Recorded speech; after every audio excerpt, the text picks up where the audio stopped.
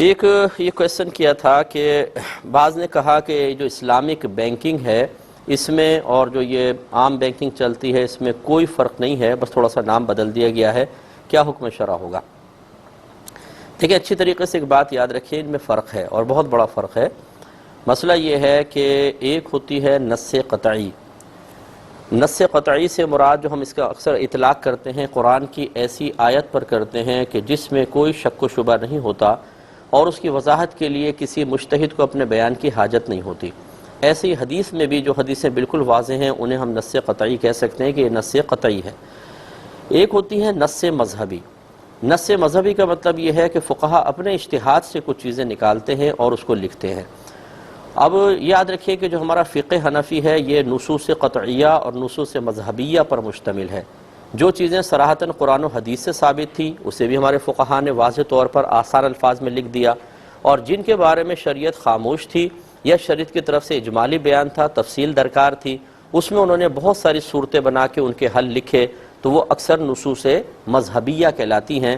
یعنی فقہ حنفی ایک مذہب بھی کہلاتا ہے کہ حنفی مذہب، تو یہ نصوص مذہبیہ کہلاتی ہیں۔ نصوص قطعیہ کے اندر بہت ہی کم تغیر ہو سکتا ہے، ویسے تو تغیر زمانہ کے اعتبار سے خود شریعت بعض اوقات نصوص قطعیہ میں بھی تصرف کی اجازت دے دیتی ہے، جیسے کہ مردار کھانا حرام ہے لیکن حالت اضطرار میں، یعنی جب انسان مرنے والا ہو تو مردار کھا کے جان بچائے، خود شریعت اس کی اجازت مرحمت فرماتی ہے۔ لیکن نصوص مذہبیہ میں بہت وسعت ہوتی ہے، بہت ہی زیادہ۔ تغیر زمانہ کے اعتبار سے لوگوں میں ایک چیز بہت زیادہ عام ہو گئی ہو، وہ محظور شرعی یعنی ممنوعہ کام میں مصروف ہو گئے عوام خواص، جس کو عموم بلوہ کہتے ہیں، یا کوئی نئی چیز آئی ہے اور وہ لوگوں کے درمیان باہم معاملے میں شامل ہو گئی، اس کے معاملہ ہونا شروع ہو گیا، اس کو تعامل الناس سے تعبیر کیا جاتا ہے۔ گویا کہ جو ٹیکنیکل ورڈز میں کہا جاتا ہے اسباب ستہ، یعنی 6 ایسے اسباب ہوتے ہیں جو موضوع یا مسئلہ یا شرعی حکم بدلنے کا سبب بنتے ہیں۔ تو اسلامک بینکنگ کے اندر ایسا ہی ہوتا ہے کہ نصوص قطعیہ میں تصرف نہیں کرتے۔ اکثر مفتیان کرام یہ دیکھتے ہیں کہ اگر پہلے کسی نص مذہبی کو فقہا نے لکھا تھا اور آج جدید دور کے تقاضے کے اعتبار سے اس نص مذہبی کے اندر اسباب ستہ کو بنیاد بناتے ہوئے تبدیلی کی جائے تو وہ اس میں تبدیلی اور تصرف کرتے ہیں تاکہ لوگ خالصتاً سودی صورتوں سے بچ کر اسلامی کنڈیشن کی طرف آئیں۔ اب جن چیزوں کے اندر وہ ترمیم کر رہے ہوتے ہیں اکثر آپ یہ دیکھیں گے کہ وہ کوئی آیت نہیں ہوگی، وہ کوئی حدیث نہیں ہوگی، بلکہ نص مذہبی ہوگی۔ یعنی جو فقہائے اسلام نے نتائج مرتب کر کے یا اجتہاد کر کے مسئلے لکھے تھے، ان مسئلوں کے اندر تھوڑی بہت تبدیلیاں کر کے وہ چاہتے ہیں کہ لوگ سودی معاملات سے بچ کر اور خالصتاً مذہبی معاملے کی طرف آئیں۔ اور میں یہ سمجھتا ہوں کہ بہت ہی اچھا قدم ہے، اس لیے ہم اسلامک بینکنگ کی تائید کرتے ہیں۔ جو حضرات اس کی مخالفت کرتے ہیں، میری گزارش یہ ہے کہ لوگ تو مطلب سودی معاملہ چھوڑ نہیں رہے، تو آپ ایسا کیوں نہیں کرتے کہ اس کا متبادل ایک حل پیش کریں؟ علماء کا کام تو یہی ہے، مفتیان کرام کا کام یہ ہے، یہ نہیں ہے کہ خالی آپ غلطی کی نشاندہی کریں، بلکہ ہمارا کام ہے کہ ہم اصلاح بھی کریں، اور اگر کسی چیز کی اصلاح ممکن نہ ہو تو اس کو ختم کر کے اس کا ایک آلٹرنیٹ عوام کو دیں۔ اب اگر آپ صرف نشاندہی کر کے بیٹھ جائیں، اب لوگ آپ سے کہہ رہے ہیں کہ جی دوسرا کوئی نظام دے، ہم کہیں بھائی کوئی نظام نہیں ہے لیکن یہ نہیں کرنا، یہ حرام ہے، لوگ کہاں جائیں گے بتائیے؟ کیا ایک عالم کی یہ شان ہے یا ایک مفتی کی یہ شان ہے کہ وہ لوگوں کو صرف برائی کی نشاندہی کر کے اس سے روک دے، اور جب لوگ کہیں کہ اس سے بچنا ناممکن ہے، یہ ہمارے رگ و پے میں سرایت کر گیا ہے، یہ سودی نظام آپ دیکھ لیجئے، کوئی مطلب ایک بچہ بھی ہمارا اس سے محفوظ نہیں ہے، تو متبادل نظام پھر آپ لا کر دیں نا، کیونکہ آپ تو صاحب تقوی لوگ ہیں، آپ پرہیزگار ہیں، آپ لے کر آئیں گے جو نظام، وہ بہت ہی پیارا ہوگا۔ لیکن یہ کیا بات ہوئی کہ آپ حرام کہیں، کسی چیز کو ناجائز کہیں، اور جب عوام آپ کی طرف سوالیہ نگاہوں سے کہتی ہے کہ کوئی آلٹرنیٹ دیں تو آپ کے آلٹرنیٹ ہمارے پاس کوئی بھی نہیں ہے۔ اس کا مطلب ہے آپ یہ ثابت کرنا چاہتے ہیں کہ اسلام ایک وقت میں آ کر عاجز ہو جاتا ہے، وہ کوئی حل پیش کرنے سے بالکل قاصر رہتا ہے۔ ہمارا مذہب ایسے مقامات پر آ کر ہتھیار ڈال دیتا ہے اور پھر مذہب کو چھوڑ کر آپ جو بھی کرنا چاہیں وہ کر لیں۔ کوئی اگر کسی کو میری بات بری لگی ہو تو میں معذرت چاہتا ہوں، لیکن غور کریں گے تو انشاءاللہ اس میں بہت کچھ سمجھنے کے پہلو ہیں۔ ایک کویشچن یہ کیا گیا تھا کہ کیا جادو سے کسی کی جان جا سکتی ہے، یا جیسے کہتے ہیں کہ جی فلاں کو تو کسی کی نظر بد کھا گئی ہے، تو کیا نظر بد سے بھی انتقال ہو سکتا ہے کہ نہیں؟ دیکھیں اچھی طریقے سے یہ عقیدہ اپنے ذہن نشین کر لیں کہ فاعل حقیقی اللہ تبارک و تعالیٰ کی ذات پاک ہے۔ اللہ تعالیٰ نے ہر شخص کے لیے سانس مقرر کیے ہوئے ہیں، زندگی کے لمحات مقرر کر دیے ہیں۔ صحیح بخاری شریف کی روایت ہے کہ جب بچہ ماں کے پیٹ میں 4 ماہ کا ہوتا ہے تو اللہ تبارک و تعالیٰ کے حکم سے ایک فرشتہ وہاں پر آتا ہے اور اللہ تبارک و تعالیٰ سے پوچھتا ہے اللہ تعالیٰ میں کیا لکھوں، تو اللہ تعالیٰ فرماتا ہے کہ 4 چیزیں لکھ دے۔ اس میں ایک اس کا عمل ہوتا ہے، کیا کیا عمل کرے گا، دوسرا کیا کیا کتنا رزق کھائے گا، اور تیسرا کتنے عرصے تک زندہ رہے گا، اور چوتھا یہ کہ یہ سعید ہوگا یا شقی ہوگا، یعنی مرتے وقت یہ ایمان کی حالت میں جائے گا یا بغیر ایمان کے۔ باقی اس میں تفصیل ہے کہ کیا اس لکھنے کی وجہ سے مجبور محض ہو جاتے ہیں کہ نہیں، اس پہ میری ابھی بحث نہیں ہے، نہ وہ موضوع ہے۔ اس کے لیے اگر آپ چاہیں تو مطلب سوشل میڈیا وغیرہ پر میرا تقدیر کا بیان سن لیجئے گا، بڑی تفصیل سے آپ کو پتہ چلے گا۔ لیکن یہاں سمجھانا یہ مقصود ہے کہ اللہ تبارک و تعالیٰ نے ہر ایک کے لیے عمر کے حصے لکھ دیے ہیں۔ اب یاد رکھیں کہ کسی کی وجہ سے یہ عمر بڑھ نہیں سکتی ہے۔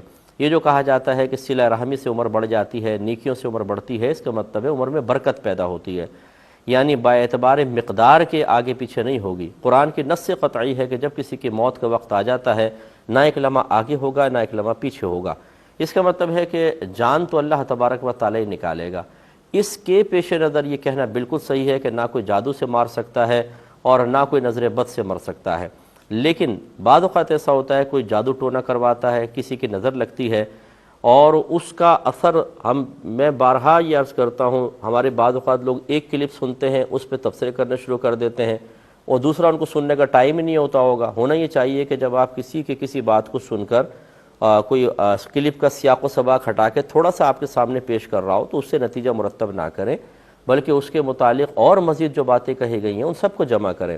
بعض اوقات موقع کی مناسبت سے ہر چیز پہ کلام نہیں ہوتا، جو سائل نے پوچھا اس کے مطابق جواب دیا جا رہا ہے۔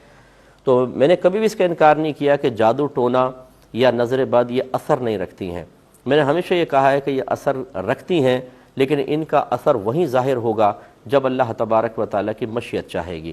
اللہ تعالیٰ چاہے گا تو جادو اثر کرے گا، اللہ تعالیٰ نہ چاہے لاکھوں لوگ جادو کرواتے رہے اور کروا رہے ہوں گے، کیا ہر ایک پہ جادو اثر کر جاتا ہے؟ نہیں ہوگا۔ تو بس اب یہ اچھی طرح یاد رکھیں، اگر کسی نے جادو کروایا اور اللہ تعالیٰ کی مرضی نہیں ہے تو آپ قسم کھا کے کہہ سکتے ہیں کہ یہ جادو اس کو مار نہیں سکتا ہے، کیونکہ اللہ کی مرضی نہیں ہے۔ نہ نظر بد کسی کو مار سکتی ہے، لیکن بعض اوقات ایسا ہوتا ہے کہ اللہ نے مثال کے طور پہ 1 جنوری میں کسی کی موت لکھی ہے اور کسی نے کچھ دن پہلے ہی جادو کروایا کہ یہ مر جائے، اب 1 جنوری کو وہ مرے گا۔ تو اب یہ جو لوگ ہوتے ہیں جس نے جادو کروایا یا جادوگر جو ہے وہ اس کا کنیکشن اپنے عمل کے ساتھ ملاتا ہے، یا جنہوں نے کروایا ہوتا ہے وہ اپنے عمل کے ساتھ ملاتے ہیں اور کہتے ہیں دیکھا نا ہم نے کروایا تو یہ مرا، فلاں کی نظر بد لگی تو یہ مرا۔ یہ آپ کہہ رہے ہیں، ورنہ حقیقتاً اللہ تعالیٰ نے اس کا پہلے ہی اس وقت میں مرنا مقرر کر دیا تھا، اور یہ جو عمل کروایا گیا اس کا تعلق بس اس میں اس طریقے سے ہم قائم کر دیتے ہیں۔ تو فاعل حقیقی اللہ تعالیٰ ہے، جادو ٹونا نہیں ہے۔ اس لیے میں آپ کو مضبوط اعتقاد والا بنانے کی غرض سے کہتا ہوں، کسی کے جادو ٹونے سے ڈرنے کی کوئی ضرورت نہیں ہے۔ اگر یہ جادو ٹونا نہ بھی کرے، آپ کی موت کا وقت آیا، ایک لمحہ آگے پیچھے نہیں ہو سکتا، آپ اسی ٹائم مریں گے۔ اور کسی نے جادو ٹونا کروایا اور اللہ تبارک و تعالیٰ نے ابھی آپ کی موت کا وقت نہیں لکھا، پوری دنیا ایک طرف ہو جائے، آپ کو ذرہ برابر بھی نقصان نہیں پہنچا سکتی ہے۔ اس لیے یہ جملے کہنا میں اس کو انتہائی نامناسب سمجھتا ہوں کہ کوئی یہ کہے کہ یہ جادو کی وجہ سے مر گیا، یہ نظر بد کی وجہ سے مر گیا، یہ نہ کہیں تو بہتر ہے، کیونکہ اس سے ضعیف الاعتقادی بڑھتی ہے۔ اس کے برعکس یہ کہنے میں کوئی حرج نہیں ہے جو ٹرک والے نے مار دیا، یہ بیماری کی وجہ سے مر گیا، کیونکہ اس میں ضعیف الاعتقادی نہیں ہوتی، ان میں ضعیف الاعتقادی بڑھتی ہے۔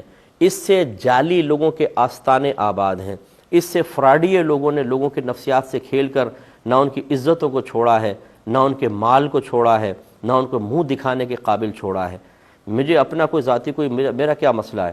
اگر کوئی کسی کے پاس جاتا ہے، کچھ بھی کرواتا ہے اور غلط اعتقاد رکھتا ہے تو میری تو گرفت نہیں ہے، لیکن اللہ تعالیٰ نے جو ہمیں فرض منصبی عطا فرمایا ہے اس کا تقاضا یہ ہے کہ ہم لوگوں کو قوی الاعتقاد بنائیں، ضعیف الاعتقاد نہ بنائیں۔ بس یہی میری تمام تر تعلیم کا ایک بنیادی مقصد ہوتا ہے یا اساس بنتی ہے کہ ہم چاہتے ہیں لوگ قوی الاعتقاد بنیں۔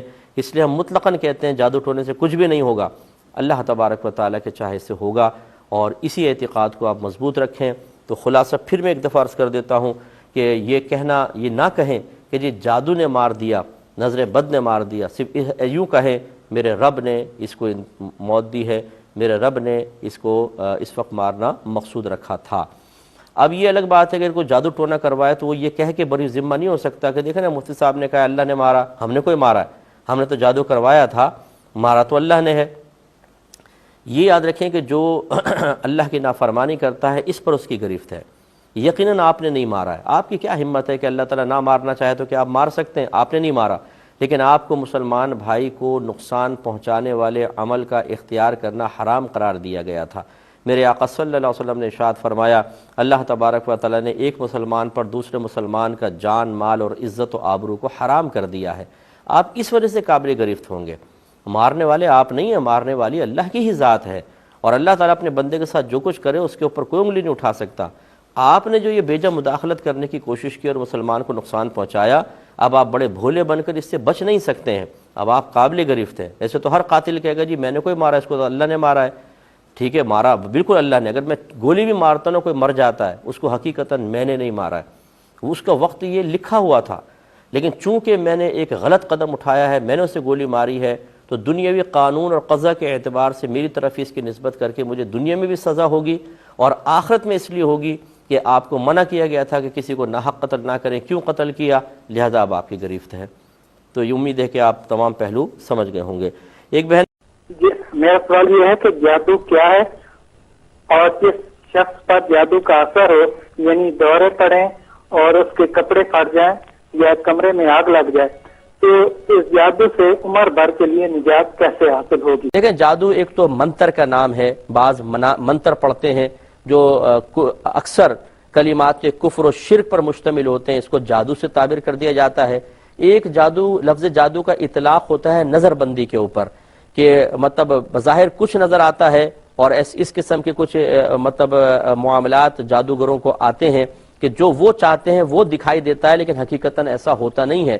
جیسے موسیٰ علیہ السلام کے سامنے جادوگروں نے اپنی رسیاں پھینکی تو وہ سانپ بن گئے، لوگوں کو سانپ نظر آ رہے تھے، حقیقتاً وہ رسیاں ہی تھیں، اسے بھی جادو سے تعبیر کرتے ہیں۔ تو بہرحال یہ اس سے عمر بھر اگر آپ نجات چاہتے ہیں تو چند چیزیں آپ کو اختیار کرنی پڑے گی، انشاءاللہ آپ بالکل نجات پائیں گے۔ نمبر 1، آپ نمازوں کی پابندی رکھیں۔